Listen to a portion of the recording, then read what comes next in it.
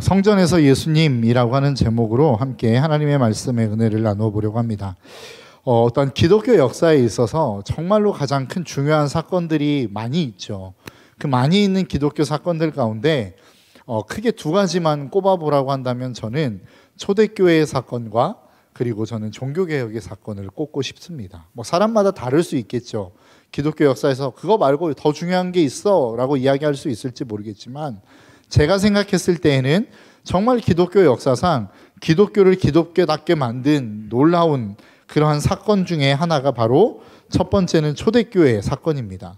그러니까 예수 그리스도의 복음을 증거했을 때 3,000명, 5,000명이 회개해서 돌아오고 그 하나님을 섬기고 그 하나님을 예배하는 이 놀라운 사건. 그러니까 정말로 하나님을 어떻게 보면은 머리로 알고 있었고 자신의 유익을 위해서 믿었던 그 하나님을 실질적인 자신의 삶의 주인으로 고백하며 받아들여지는 이 놀라운 초대교회의 사건이야말로 기독교 역사상 정말로 중요한 사건이 아닐까라고 하는 생각을 해봅니다. 그리고 또 하나의 사건은 종교개혁 사건이라고 생각합니다. 왕권보다는 교황이 훨씬 더 권위가 있었고 힘이 셌던 그 시대, 그래서 타락할 수밖에 없었던 그 시대 속에서 야, 우리 교회가 이렇게 살면 안 된다, 이건 하나님의 뜻이 아니다 라고 하면서 정말로 그들의 삶의 어떠한 회복과 부흥과 하나님께로 돌아가고자 하는 갈망과 열망을 품고 일어났던 것이 종교개혁이죠. 그래서 그 모든 것들, 잘못되었던 그 모든 것들을 돌이켜서 다시 하나님께로 돌아가게 만든 것이 종교개혁입니다. 그래서 저는 이 인류 안에서 기독교 역사상 정말로 중요한 두 가지의 사건을 꼽아보라 라고 한다면 저는 초대교회의 사건과 그리고 종교개혁의 사건이라고 이야기하고 싶습니다. 그렇다면 이 두 가지의 사건이 가지고 있는 공통점이 무엇일까요? 그것은 바로 인간 중심의 삶에서 하나님의 중심의 삶으로 넘어온 것입니다. 그러니까 초대교회 오순절 마가 다락방의 사건, 성령의 강림 사건이 일어나기 전까지 어떤 일들이 일어났습니까? 자신들의 배를 불리고 자신들의 배를 채우는 일들이 일어났었다라는 거예요. 그래서 정말로 자신을 위한 삶, 자신의 유익을 위한 삶, 다른 사람은 어떻게 되든 상관없이 나만 잘 살면 돼 라고 하는 인간적인 어떠한 생각들, 욕심들, 탐욕들이 가득했던 세대 속에서 다시 한번 그 하나님의 뜻, 하나님이 정말로 없는 사람과 부족한 사람들과 가난한 사람들을 위해서 이 땅 가운데 일으키신 운동, 그것이 바로 초대교회의 운동과 저는 종교개혁의 운동이다라고 생각합니다. 그래서 하나님의 뜻을 갈망하고 인간 중심적인 생각에서 하나님 중심의 생각으로 바뀌어가는 시점, 이것이 이 두 사건이 가지고 있는 공통점이 아닐까라고 하는 생각을 해봅니다. 지금의 한국교회라고 하면 많은 사람들이 뭐라고 이야기하냐면 유럽의 교회에 빗대어 이야기하는 경우들이 참 많은 것 같습니다. 한국교회가 유럽의 교회의 모습, 그들이 걸어갔던 길과 참 많이 닮았다라고 하는 이야기를 하죠. 왜 그럴까요? 놀라운 부흥을 이루었습니다. 정말로 이야기했던 것, 여러분들에게 말씀드렸던 것처럼 초대교회 사건의 중심에는 유럽이 있었습니다. 종교개혁의 중심에도 유럽이 있었습니다. 그러니까 놀라운 부흥의 중심에는 항상 유럽이 있었어요. 그런데 어느 순간부터인가 하나님에게서 멀어져 가는 사람들이 생기기 시작했고 젊은이들이 교회를 떠나기 시작했습니다. 그리고 이 교회 안에는 이제 나이 드신 분들밖에 남지 않은 그러한 교회가 유럽의 교회입니다. 뿐만 아니라 그것이 표면적인 모습이라고 한다면 내면적인 모습은 어떻습니까? 그렇게 놀라운 종교개혁을 이루었고 초대교회의 초기의 역사를 만들었던 그 유럽의 교회가 동성애를 지지하고 합법화 만드는 첫 번째 법안을 통과시키는 나라들이 유럽에서 나오기 시작했고 또 많은 그 지역 속에서는 하나님이 기뻐하시지 않는 수많은 일들을 행하는 땅이 되어버렸다라고 하는 것입니다. 그런데 이러한 모습들을 지금 한국교회가 어떻게 하고 있다는 거예요? 닮아가고 있다라는 것입니다. 왜 이러한 일들이 일어나고 있을까라고 하는 것이죠. 오늘 본문에서 예수님 당시에 예루살렘 성전도 비슷한 모습이었던 것 같습니다. 주님이 이 땅 가운데 하나님께서 이 땅 가운데 성전이라고 하는 것들을 허락하셨습니다. 성막이라고 하는 것들로부터 시작해서 그 성막을 통해 하나님이 그곳에 임재하셨고 하나님과 교제할 수 있는 장을 하나님은 성막이라고 하는 것들을 통해서 이 땅 가운데 보여주셨습니다. 그리고 난 다음에 하나님은 계속적으로 그 성막이 성막되어지도록 하게 하시는 모습들이 있도록 그들을 가르치시고 그들에게 어떠한 전통들을 가르치시고 절기들을 가르치시면서 하나님은 그 성막의 어떠한 모습들 그리고 역할들을 감당할 수 있도록 이스라엘 백성들에게 끊임없이 말씀하셨다라고 하는 겁니다. 그런데 오늘 본문에서 이야기하는 것은 무엇입니까? 그 성전이 성전으로서의 역할을 상실했다라고 하는 것이죠. 그것이 오늘날 한국교회가 이 세대 속에서 나타내고 있는, 보여주고 있는 모습과 비슷한 모습이 아닐까라고 하는 생각을 해봅니다. 오늘 본문에서 예수님은 성전을 뭐라고 표현하나요? 오늘 본문 46절의 말씀입니다. 그들에게 말씀하셨다. 성경에 기록하기를 내 집은 기도하는 집이 될 것이다 하였다. 그러나 너희는 그것을 강도의 소굴로 만들어버렸다라고 이야기합니다. 그러니까 지금 주님이 보시기에 성전은 어떤 모습으로 살아가고 있다라는 거예요? 어떤 모습으로 변질되어 버렸다라는 것입니까? 강도의 소굴이 되어버렸다라는 겁니다. 어떤 것에서부터의 강도의 소굴? 아까 여러분들에게 말씀드렸던 것처럼 여러분 성전의 역할이 무엇이라고요? 하나님, 그 하나님과 함께 교제하며 하나님이 임하실 수 있는 그 하나님의 통로, 하나님의 축복의 통로의 역할을 감당하는 것이 성전이었습니다. 그러니까 그 성전의 중심에는 주님이 계셔야 되고 그 성전의 주인은 주님이 되셔야 된다라는 거예요. 그런데 지금 성전이 강도의 소굴로 되어버렸다라고 하는 이야기는 뭐예요? 무엇인가 주인의 것들을 강탈해버렸다는 거 아니겠습니까? 무엇인가 거기에 있어야 될 무엇을 빼앗아가 버렸다는 거 아니겠어요? 그것은 무엇을 의미하는 것입니까? 성전 안에서 하나님과 교제해야 될 하나님의 영혼들을 자신들이 강탈해 가버렸다는 거예요. 빼앗아 가버렸다는 거예요. 더 이상 하나님과 교제할 수 없도록 만들어 버렸다라고 하는 것입니다. 오늘 본문에서 이야기하고 있는 강도라고 하는 의미가 사전적인 의미로 놓고 보면, 원어적인 의미로 놓고 보면 강도라고 하는 의미를 가지고 있죠. 그런데 또 다른 의미에서는 어떤 의미를 가지고 있냐면 혁명가라고 하는 의미를 가지고 있습니다. 우리가 보통 신앙생활하며 우리가 하나님에게서 멀어질 때는 언제 멀어지나요? 획기적인 무엇인가, 우리 인류에게 있어서 편안한 무엇인가가 우리의 삶 속에 싹 들어와 버리면 우리의 삶은 편안함을 느끼고 그것이 혁명처럼 느껴집니다. 오늘 본문에서 이야기하고 있는 성전이 그랬어요. 여러분, 최초의 하나님이 이스라엘 백성에게 성막이라고 하는 것들을 허락하셨죠. 그 성막이라고 하는 것들을 허락하실 때에 제물을 어떻게 해야 됐습니까? 자신의 집에서 가져왔어야 돼요. 우리가 수련회 때도 들었던 것처럼 자신의 집에서 길리운 짐승을 가져오는 겁니다. 그게 소가 되었든 양이 되었든 염소가 되었든 무엇이 되었든 제물은 자신의 집에서 가져오는 거예요. 그러니까 그 예루살렘 성전에서 가까운 사람들이면 괜찮을 텐데 먼 사람들은 어마어마한 거리를 걸어서 그 짐승을 가지고 와야 된다고요. 그런데 데리고 오다가 짐승에 흠이 생기면 또다시 집으로 가야 되는 거예요. 바꿔서 갖고 와야 되는 거예요. 그런 불편함이 이 이스라엘 백성들의 제사 가운데는 있었다는 거예요. 그런데 여러분 한번 생각해 보십시오. 어느 순간인가 갑자기 돈만 가지고 가면 재물을 살 수 있는 상황이 된 거예요. 야, 이제는 그렇게 엄청난 짐승을 그 멀리서부터 데려오지 않아도 괜찮아진 거예요. 그냥 내가 돈을 가지고 가면 거기에서 짐승을 사고 그 짐승을 제물로 드리면 되는 상황이 된 겁니다. 여러분, 인간적인 눈에 봤을 때는 혁명과 같은 것 아니겠습니까? 하나님이 말씀하실 때에 야, 집에서부터 그 짐승을 끌고 와. 그런데 멀리서부터 왔던 사람들은 한 번쯤은 경험해 봤을 거 아니에요. 뭐 요단강을 건너와야 되는 지파라고 한다면 막 요단강을 배를 타고 건너다가 배멀리하는 뭐 짐승 없었겠습니까? 막 타고 건너오다가 막 파도가 있어서 막 으악 해가지고 짐승이 토를 하면 다시 가가지고 짐승을 바꿔오는 거예요. 이런 일을 몇 차례 반복을 하면 여러분 어떻겠습니까? 아, 이게 도대체 뭐 하는 짓이야? 막 이런 생각 안 들겠어요? 그런데 어느 순간부터인가 짐승을 안 가져와도 된대요. 집에서 짐승을 데려오지 않아도 괜찮대요. 왜냐하면 성전에서 돈만 가지고 가면 짐승을 바꿔준다는 거예요. 여러분, 혁명과 같은 일 아니겠습니까? 그런데 그것이 정말로 성전이 타락해져가는 시작점이 되어버렸다는 거예요.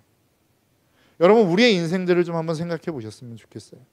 하나님이 우리의 신앙생활을 하는 가운데 있어서 하나님은 우리를 괴롭히시는 하나님은 아닙니다.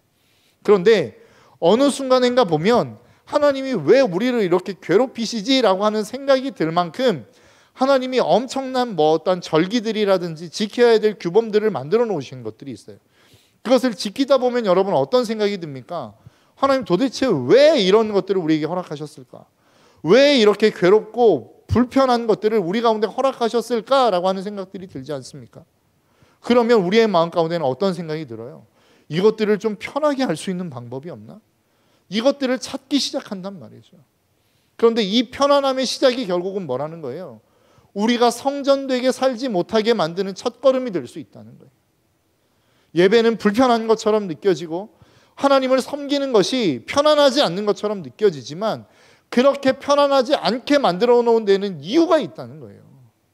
하나님이 그렇게 우리에게 불편함을 감수하게 만드는 이유가 있다는 거예요. 불편하면 하나님이 왜 이런 불편함을 우리에게 주셨습니까? 라고 하는 의문점을 하나님 앞에 드려야 되는데 그 의문점을 드리지 않아요. 왜 이것들이 이토록 하나님이 허락하셨는지에 대한 이유를 우리는 깨닫지 못한단 말이에요.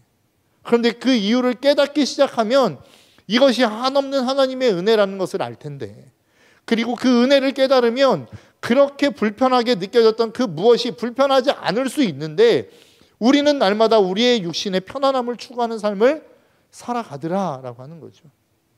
그러다 보니까 어떻게 해요? 우리의 삶이 하나님 앞에서 점점점 더 편안함을 추구하다 보면 어느 순간인가 성전으로서의 사명과 역할을 잃어버리게 되어지더라라고 하는 것입니다. 혹시 여러분의 마음 가운데 그런 삶은 없으십니까? 내가 조금 더 편안하게, 내가 조금만 더 편안해졌으면, 이것보다 조금만 더 편안해졌으면 이라고 하다가 하나님을 잃어버리는 신앙생활로 나아가지 않는지 우리 스스로를 한번 점검해 보셨으면 좋겠어요. 예수님 당시의 성전의 모습이 그랬다는 거예요. 편안하게, 조금만 더 편하게, 그래 이렇게 가면 조금 더 편안하게 갈 수 있지, 이렇게 가다 보니까 성전이 어떻게 돼버린 거예요? 강도의 소굴이 된 거예요. 장사하는 사람들로 가득 차버린 거예요. 앞에서도 여러분 말씀드렸던 것처럼, 계속해서 우리가 말씀드리는 것처럼 오늘날의 성전은 누구입니까? 저와 여러분이에요. 이 성전 안에 무엇인가 장사하는 사람들로 가득하다라고 하는 것이 무엇입니까? 무엇을 의미합니까? 우리들의 마음 가운데 장사하는 마음으로 가득 찼다라는 거예요. 여러분 장사를 한번 생각해 보시겠습니까? 장사의 본질이 뭐예요? 좋은 제품을 가져다 놓고 합리적인 가격에 파는 것이 장사예요. 그러면 우리의 신앙생활에 있어서의 장사라고 하는 것은 무엇일까요? 내가 생각하는 어떤 무엇인가 원하는 것이 있어요. 그리고 거기에 대한 적정한 가격을 먹입니다. 그 적정한 가격에 걸맞는 헌신을 내 스스로 결정해요. 그리고 내가 이만큼의 헌신을 드리니까 하나님도 나에게 이것을 주십시오. 이게 장사란 말이에요. 우리 신앙에 있어서 내가 하나님 앞에 드리는 예배, 내가 하나님 앞에 드리는 헌신, 내가 하나님 앞에 드리는 봉사, 내가 하나님 앞에 드리는 헌금, 이것은 무엇을 기인한 것들입니까? 왜 하나님 앞에 헌신해야 돼요? 왜 우리가 하나님 앞에 헌금을 드려야 됩니까? 왜 우리가 그렇게 하나님 앞에 기도하는 삶을 살아야 되나요? 라고 하는 질문에 여러분들은 무엇이라고 대답하겠어요? 하나님이 나에게 원하는 것을 주시니까? 내가 소망하는 것들을 하나님은 이루어 주실 수 있으니까? 아니에요. 성경이 답하는 답은 그게 아니란 말이에요. 우리가 왜 하나님 앞에 헌신해야 되느냐? 왜 우리가 하나님 앞에 헌금을 드려야 되느냐? 왜 우리가 하나님 앞에 우리의 삶을 드려야 되느냐라고 하는 질문에 하나님은 명백하게 우리에게 그 답을 제시하고 있습니다. 왜 그렇습니까? 하나님이 우리에게 주신 은혜가 크기 때문입니다. 그러니까 이미 우리는 그것에 대한 충분한 대가를 받았다는 거예요. 내 삶을 다 드려도 부족할 만큼의 하나님의 은혜와 그 대가를 받았다는 거예요. 그러니까 더 이상 우리는 장사할 필요가 없다는 거예요. 왜요? 이미 우리는 받았으니까. 그래서 주님은 어떻게 하신 거예요? 그 성전 안에 있는 자들을 내쫓으신 거란 말이에요. 장사하는 자들을 내쫓으신 거란 말이에요. 우리의 삶 속에 있어서도 마찬가지입니다. 우리의 몸이 성전이라고 말씀드렸죠. 그럼 주님이 우리의 몸 가운데 들어오시면 가장 먼저 하시는 일이 무엇일까요? 장사하는 우리의 마음을 몰아내시는 거예요. 그 장사하는 것들을 몰아내실 때에 필요한 게 무엇입니까? 은혜를 깨닫게 하시는 거란 말이죠.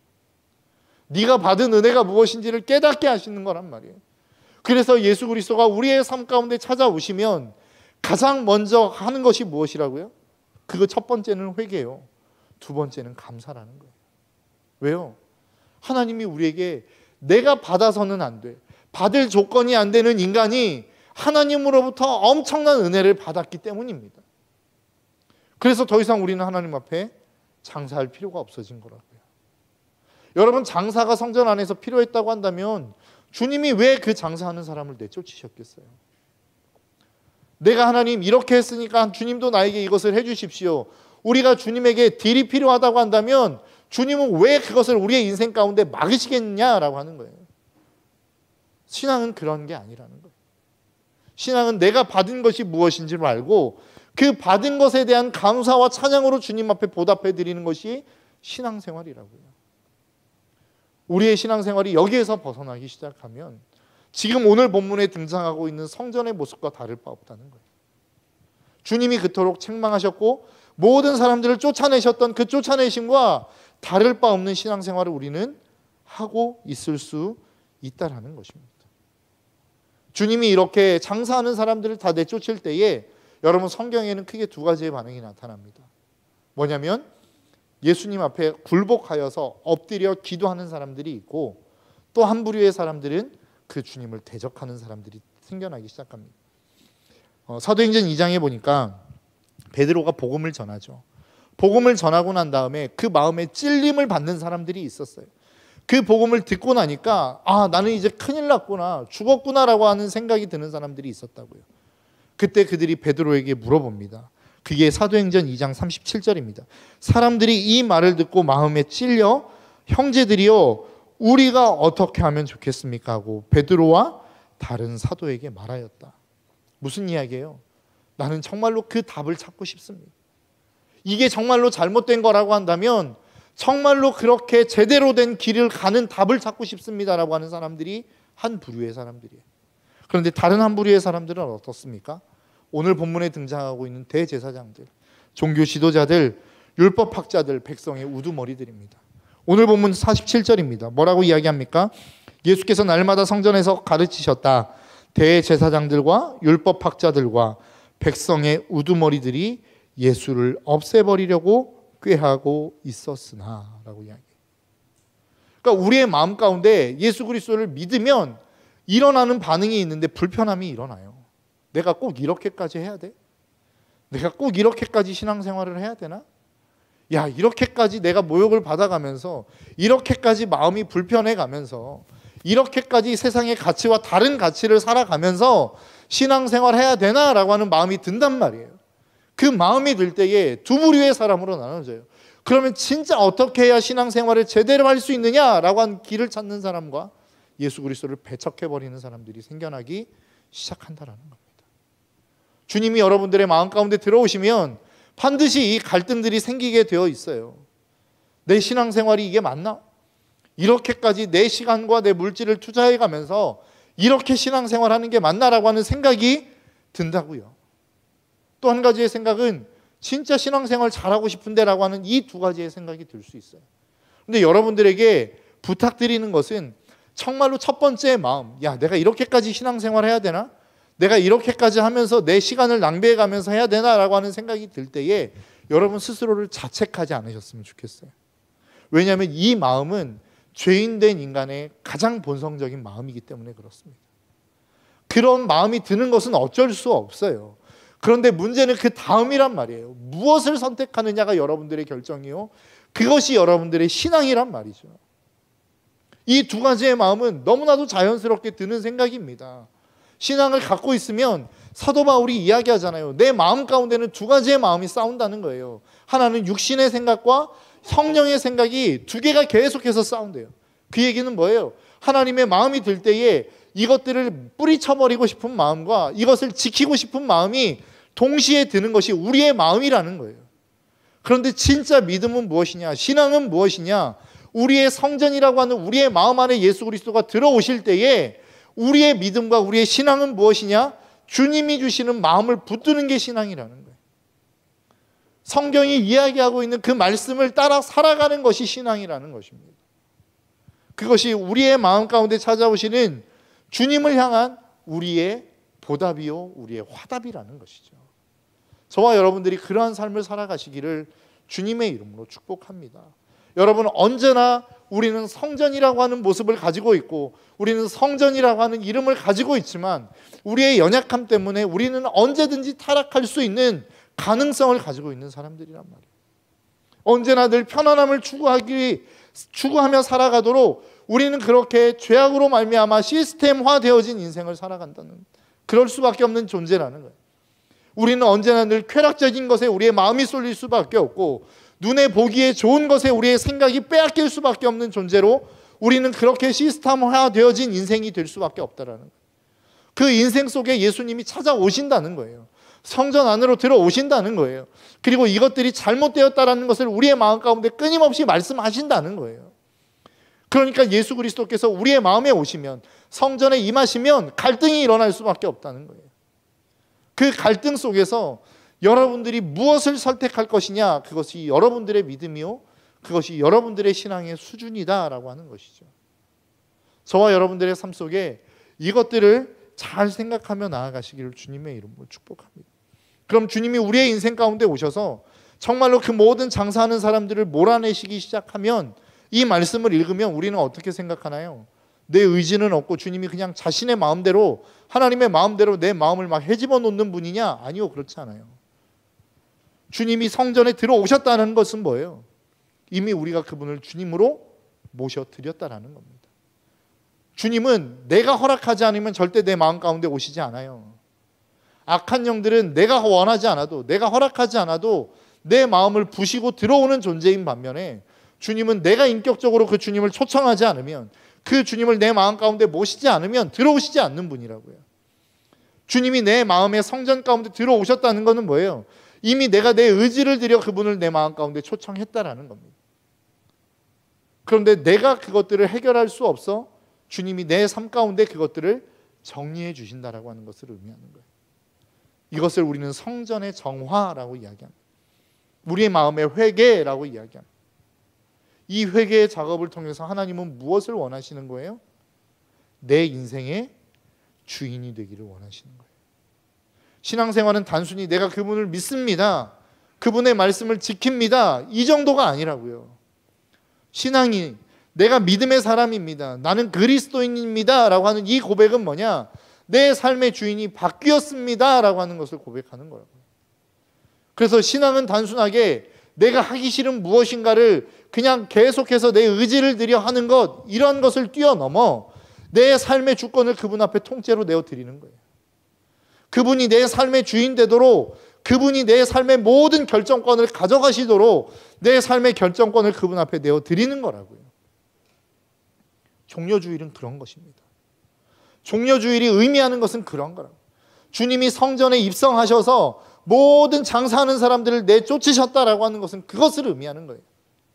내 삶의 주인 되었던 어떠한 물질적인 것들, 다른 어떠한 쾌락적인 것들, 다른 세상의 모든 눈에 보기에 좋았던 것들, 내 삶의 주인 노릇했던 그 모든 것들을 주님이 몰아내시고 내 인생의 주인의 주권의 자리에 그분이 찾아오시는 것을 의미하는 거예요. 종려주일은 그러한 것입니다. 그리고 고난주간은 무엇이에요?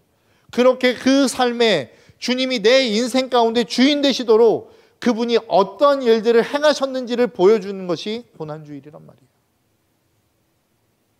여러분, 저와 여러분들의 삶 가운데 이 고난주일, 왜 하나님이 그 고난의 길을 걸어가셨는지를 잘 기억하셨으면 좋겠어요.